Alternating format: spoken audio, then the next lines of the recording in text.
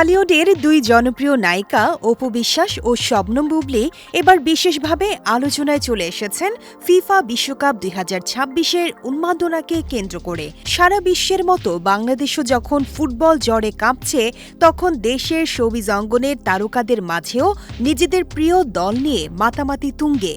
আর এই ফুটবল উৎসবের আবহে নিজেদের ফুটবল আবেগ নিয়ে লাইমলাইটে চলে এসেছেন এই দুই তারকা। ব্যক্তিগত জীবন কিংবা শাকিব খানকে ঘিরে নানা কারণে প্রায়ই বিনোদন খবরের শিরোনামে আসেন তারা।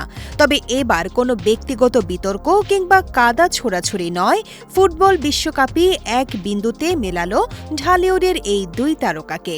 আর এই মিলনের কেন্দ্রবিন্দু ৫ বারের বিশ্ব চ্যাম্পিয়ন ব্রাজিল।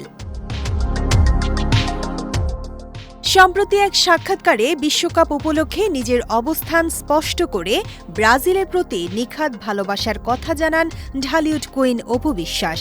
তিনি নিজেকে ব্রাজিল দলের সমর্থক দাবি করে বলেন, আমি ব্রাজিল দলের সমর্থক।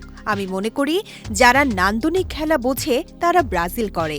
ফুটবল খেলা যে একটা আর্ট, সেটা ব্রাজিলের খেলা দেখলেই মনে হয়।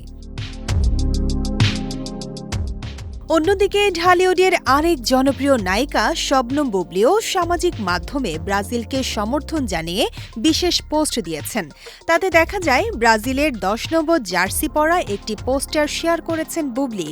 ছবিটির ক্যাপশনে নিজের অনুভূতি প্রকাশ করে তিনি লিখেছেন, জিতলেও ব্রাজিল, হারলেও ব্রাজিল।